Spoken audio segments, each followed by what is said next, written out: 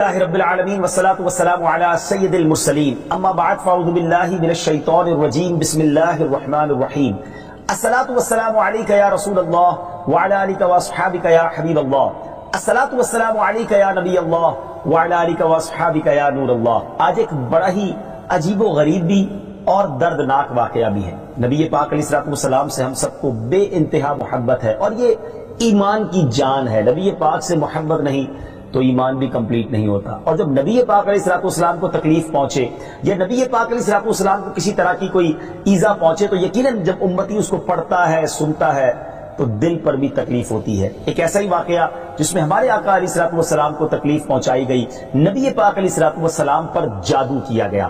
ناظرین، آج یہ واقعہ ہم سنیں گے اور یہ قرآنی واقعہ ہے اور اس کے ذریعے بہت ساری باتیں بھی سنیں گے۔ جادو کے بارے میں بڑے مسکنسیپشن ہیں لوگوں کے ذہنوں میں، اور سمجھتے ہیں کہ جادو توڑ کرنے کے لیے بڑے عجیب و غریب عمل کرنے پڑیں گے، بڑے گناہوں والے کام کرنے پڑیں گے، اللہ کی ناراضگی والے کام بھی لوگ کرنے کے لیے تیار ہو جاتے ہیں، حرام اور ناجائز کام کرنے کے لیے تیار ہو جاتے ہیں اور سمجھتے ہیں کہ اس سے جادو سے بچا جا سکے گا۔ البتہ جادو کروانے کے لیے بھی لوگ بڑے ہی ناجائز اور حرام کام کرتے ہیں جو کہ جہنم میں لے جانے والے کام ہوتے ہیں۔ اللہ مجھے اور آپ کو ہمیشہ جادو ٹونے آصف سے محفوظ رکھے، ہر قسم کی بلاؤں سے محفوظ رکھے، اور آج قرآن کے ذریعے سمجھیں گے کہ جادو کا علاج کیا ہے، جادو ہو جائے تو بچا کیسے جا سکتا ہے، اور نبی پاک علیہ السلام پر جب جادو ہوا تھا، جادو کرنے کی کوشش کی گئی تھی، اس کا نتیجہ کیا نکلا۔ ناظرین، توجہ کے ساتھ آپ نے سلسلے میں شامل رہنا ہے۔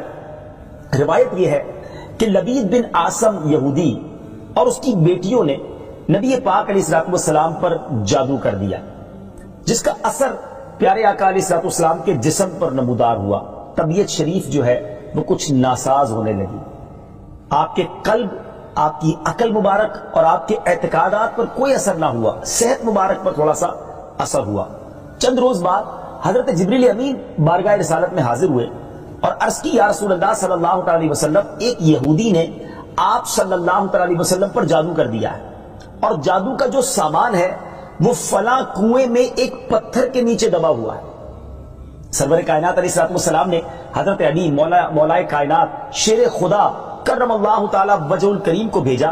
انہوں نے کنویں کا پانی نکالا اور پتھر اٹھایا تو اس کے نیچے سے کھجور کے گھابے کی تھیلی برآمد ہوئی، یعنی کھجور کے جو چھلکے ہوتے ہیں اس طرح کی تھیلی برآمد ہوئی، اور اس میں نبی پاک علیہ السلام کے منہ مبارک جو کنگھی سے ٹوٹے تھے، اور کنگھی کے ٹوٹے ہوئے کچھ دندانے، اور ایک ڈور یا کمان کا چلہ جس میں 11 گٹھانے لگی ہوئی تھی، اور ایک موم کا پتلا تھا جس میں 11 سوئیاں چبھی ہوئی تھی۔ یہ سب سامان پتھر کے نیچے سے نکلا، اور یہ مولا علی کرم اللہ تعالی وجہ الکریم یہ سارا سامان لے کر نبی پاک علیہ السلام کی بارگاہ میں آ گئے۔ اس کے بعد سبحان اللہ، اب اس کا توڑ کیسے آیا، اس کا علاج کیسے ہوا، اس کا حل کیا نکلا؟ جبریل امین اللہ تبارک و تعالیٰ کی بارگاہ سے سورہ فلق اور سورہ ناس لے کر حاضر ہوئے، یعنی اب جو سورہ فلق اور سورہ ناس ہے وہ نازل ہوئی، اور ان دونوں صورتوں کو ملائیں تو ناظرین اس میں 11 آیتیں ہیں۔ ہر ایک آیت کے پڑھنے سے ایک ایک گرہ کھلتی جاتی تھی، یہاں تک کہ سب گرہیں کھل گئیں، اور پیارے آقا علیہ السلام بالکل شفا یاب ہو گئے۔ سبحان اللہ، سبحان اللہ۔ ناظرین، اب اس واقعے سے بہت ساری باتیں میں نے اور آپ نے سیکھنی ہیں۔ پہلی بات یہ ہے کہ یہ بخاری شریف میں ہے کہ پیارے آقا علیہ السلام جب بستر شریف پر تشریف لاتے تو اپنے دونوں ہاتھوں پر دم کرتے اور اپنے سر سے پاؤں تک پورے جسم پر اپنے ہاتھوں کو پھرایا کرتے، جہاں تک دستے مبارک پہنچ سکتے یہ عمل 3 مرتبہ فرماتے، یعنی نبی پاک علیہ السلام ان دونوں صورتوں کا اپنے اوپر بھی دم کیا کرتے۔ اور ایک اور جگہ پر بھی یہ ہے، حدیث عائشہ رضی اللہ تعالیٰ عنہ میں ہے کہ جب نبی پاک علیہ السلام کے گھر والوں میں سے کوئی بیمار ہوتا تو آپ علیہ السلام ان دونوں صورتوں کو پڑھ کر اس پر دم فرمایا کرتے تھے۔ تو یہ نبی پاک کے معمول میں تھا۔ تو آج اگر ہم میں بھی کوئی بیمار ہو جائے، فیملی میں کوئی بیمار ہو جائے، اپنے آپ کو من آفتوں سے بچانا چاہتے ہیں تو اول آخر 3 بار درود پاک پڑھیں، سورہ فلق اور سورہ ناس کی تلاوت کریں، اپنے ہاتھوں پر دم کر کے اپنے جسم پر پھیر لیں، کسی مریض پر دم کر دیں، انشاءاللہ اس کی برکت ملے گی۔ یہاں ایک اور مسئلہ بھی سیکھنے کو ملے گا کہ تعویذات اور عملیات میں جس میں کوئی لفظ کفر و شرک کا نہ ہو وہ جائز ہے۔ اسی طرح گنڈے بنانا اور ان پر گرے لگا کر آیات قرآن اور اسماء الہیہ پڑھ کر پھونک مارنا بھی جائز ہے، یعنی تعویذات اگر شرک سے پاک ہیں، اگر کفریہ کلمات سے پاک ہیں تو وہ کرنے میں کوئی حرج نہیں، وظائف کرنے میں کوئی حرج نہیں، یہ قرآن و حدیث سے ثابت ہے اور آپ نے یہ سنا۔ ناظرین، سیکھنے کو کیا مل رہا ہے؟ خلاصہ یہ ہوا کہ سورہ فلق یعنی قل اعوذ برب الفلق اور قل اعوذ برب الناس، یہ دونوں صورتیں جن اور شیاطین، نظر بد اور آسیب اور تمام امراض، خصوصاً جادو ٹونے کا مجرب علاج ہیں۔ ان کو لکھ کر تعویذ بنائیں، گلے میں پہنائیں اور ان کو بار بار پڑھ کر مریض پر دم کریں اور کھانے اور پانی اور دواؤں پر پڑھ کر پھونک دیں اور پھر مریض کو کھانا وغیرہ کھلائیں، انشاءاللہ عز و جل ہر مرض اور بالخصوص جادو ٹونا دفع ہو جائے گا، مریض شفا یاب ہو جائے گا۔ اسی طرح قرآن مجید کی دوسری تمام صورتوں کی خصوصی خواص ہیں جن کو بہت خوبصورت کتاب جنتی زیور ہے، اس میں بھی آپ پڑھ سکتے ہیں ناظرین۔ اسی طرح ہمیں چاہیے کہ قرآن پاک کی تلاوت کرتے رہیں، قرآن پاک کی ہر حرف میں شفا ہے، برکتیں ہیں، اور آج خاص طور پہ ہمارے ناظرین کو گویا وظیفہ، قرآنی وظیفہ مل رہا ہے۔ بہت سارے ناظرین یہ گزارش کرتے ہیں کہ ہمیں کوئی وظیفہ بتایا جائے، تو دیکھیں آج تو قرآن کے ذریعے، اور وہ وظیفہ جو نبی پاک کو رب کی طرف سے عطا ہوا، پیارے آقا علیہ الصلوۃ والسلام کو بھی شفا نصیب ہوئی، تو ہمیں ضرور اس کو اپنانا چاہیے۔ ناظرین، اس سے پہلے کہ میں مزید اس معاملے میں آگے بڑھوں، میں چاہتا ہوں کہ دونوں صورتوں کی تلاوت اور اس کا ترجمہ پہلے سن لیتے ہیں اور پھر مزید اس بارے میں بات کرتے ہیں کہ اس حیرت انگیز واقعے سے مجھے اور آپ کو مزید کیا سیکھنے کو ملتا ہے۔ پہلے سورہ فلق کی تلاوت ہوگی، سورہ ناس کی تلاوت ہوگی۔ میں یہاں ایک اور بات بھی کہنا چاہوں گا، کچھ لوگ یہ کہتے ہیں جناب ہم وظیفہ کرتے ہیں اثر نہیں ہوتا، برکت نہیں ملتی۔ پہلے یہ چیک کر لیں کہ آپ کے مخارج ٹھیک ہیں، آپ تلاوت صحیح مخارج کے ساتھ کرتے ہیں۔ تو اب جو تلاوت آپ سنیں گے نا، تو اس میں یہ بھی چیک کر لیں کہ آپ کیا اسی طرح کے تلفظ کے ساتھ پڑھتے ہیں، اور اگر مسٹیک کر رہے ہیں تو قرآن پاک صحیح طریقے سے پڑھیے، پھر دیکھیے اس کی کیسی برکتیں ملتی ہیں۔ آئیے سورہ فلق اور سورہ ناس کی تلاوت اور اس کا ترجمہ۔ قل اعوذ برب الفلق من شر ما خلق ومن شر غاسق اذا وقب ومن شر النفاثات في العقد ومن شر حاسد اذا حسد۔ تم فرماؤ میں اس کی پناہ لیتا ہوں جو صبح کا پیدا کرنے والا ہے، اس کی سب مخلوق کے شر سے، اور اندھیری ڈالنے والے کے شر سے جب وہ ڈوبے، اور ان عورتوں کے شر سے جو گروہ میں پھونکتی ہیں، اور حسد والے کے شر سے جب وہ مجھ سے جلے۔ قل اعوذ برب الناس ملک الناس الہ الناس من شر الوسواس الخناس الذي يوسوس في صدور الناس من الجنة والناس۔ تم کہو میں اس کی پناہ میں آیا جو سب لوگوں کا رب، سب لوگوں کا بادشاہ، سب لوگوں کا خدا، اس کے شر سے جو دل میں برے خطرے ڈالے اور دبک رہے، وہ جو لوگوں کے دلوں میں وسوسے ڈالتے ہیں، جن اور آدمی۔ ناظرین، سورہ فلق اور سورہ ناس کے بے شمار فضائل و برکات ہیں۔ ایک اور حدیث پاک سنیے، حضرت عبداللہ بن خبیب رضی اللہ تعالیٰ عنہ فرماتے ہیں کہ ہم پر ہلکی بارش ہوئی اور اس وقت اندھیرا چھایا ہوا تھا، اور ہم پیارے آقا علیہ الصلوۃ والسلام کا انتظار کر رہے تھے کہ وہ آ کر ہمیں نماز پڑھائیں۔ پھر نبی پاک علیہ الصلوۃ والسلام ہمیں نماز پڑھانے کے لیے تشریف لائے اور ارشاد فرمایا پڑھو۔ میں نے عرض کی کیا پڑھوں؟ ارشاد فرمایا صبح و شام 3 بار قل هو اللہ احد، قل اعوذ برب الفلق اور قل اعوذ برب الناس پڑھو، ان کی تلاوت کرنا تمہیں ہر بری چیز سے بچائے گا۔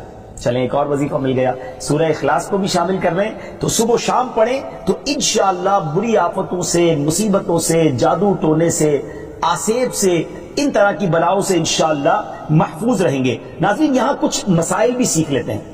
حضرت اسماء بنت امیس رضی اللہ تعالیٰ عنہ نے عرض کی یا رسول اللہ صلی اللہ تعالیٰ علیہ وسلم، جعفر کے بچوں کو جلد نظر ہوتی ہے، کیا مجھے اجازت ہے کہ ان کے لیے عمل کروں؟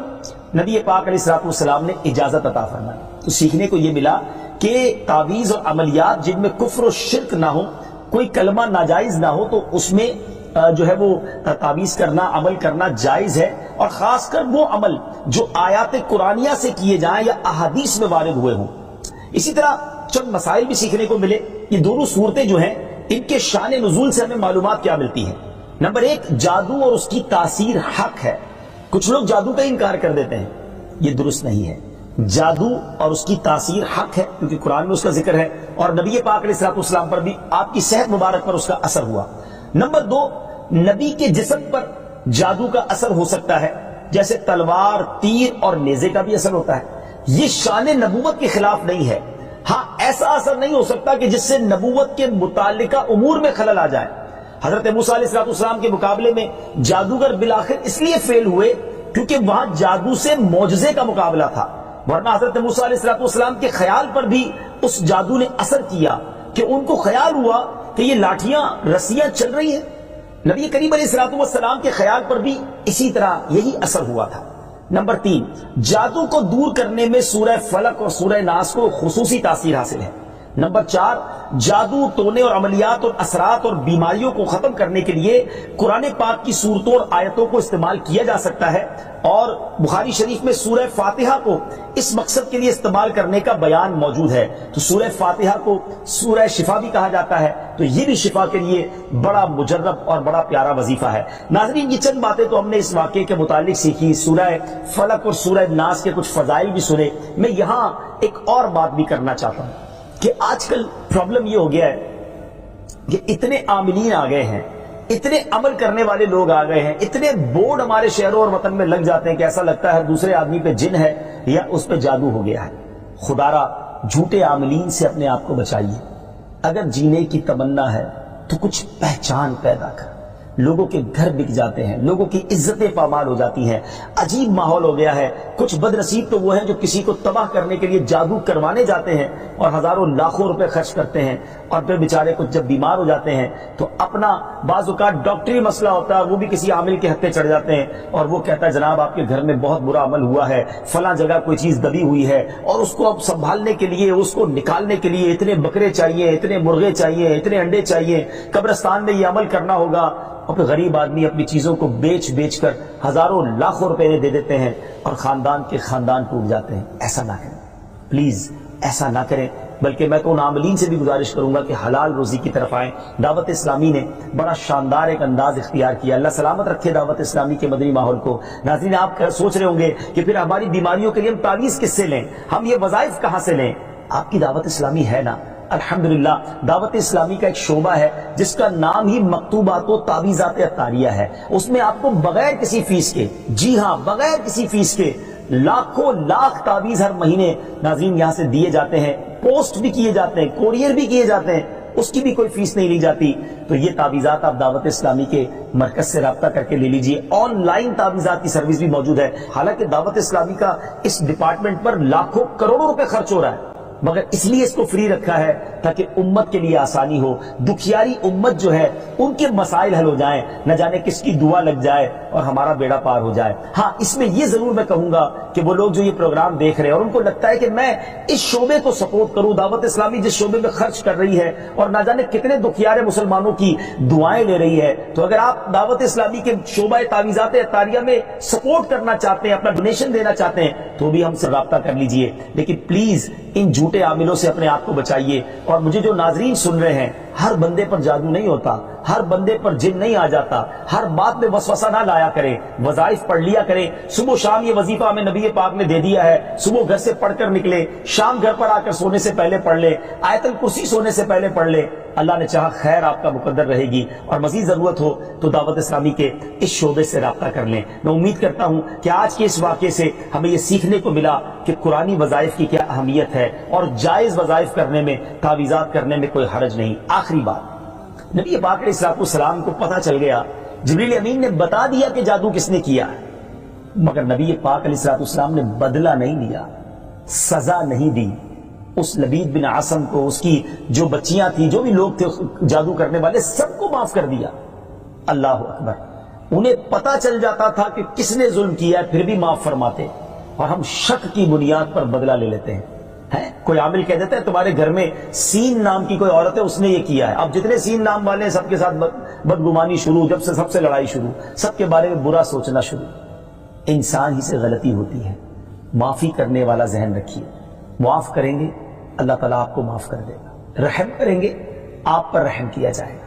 اللہ مجھے اور آپ کو نبی پاک علیہ الصلوۃ والسلام کی اس مبارک سیرت سے سیکھنا نصیب فرمائے کہ اگر کسی سے غلطی ہو بھی گئی ہے, کسی نے ہمارا برا چاہا بھی ہے اور پتہ بھی چل گیا ہے, تو معاف کرنا اللہ کو بڑا پسند ہے. مشکل ضرور ہے, دل چاہتا ہے میں بھی بدلہ لوں, لیکن مزہ بھی تو یہی ہے نا کہ دل چاہ بھی رہا ہے, غلط بھی کیا ہے سامنے والے نے, اور میں بدلہ لے بھی سکتا ہوں, پھر بھی اللہ کی رضا کے لیے معاف کر دیں, اور اس نیت سے معاف کریں میرے مالک میں تیرے بندے کو معاف کر رہا ہوں, تو مجھ گناہگار کو معاف فرما دے. اللہ کریم ضرور کرم فرمائے, اور یہی اسلام کی خوبصورتی ہے.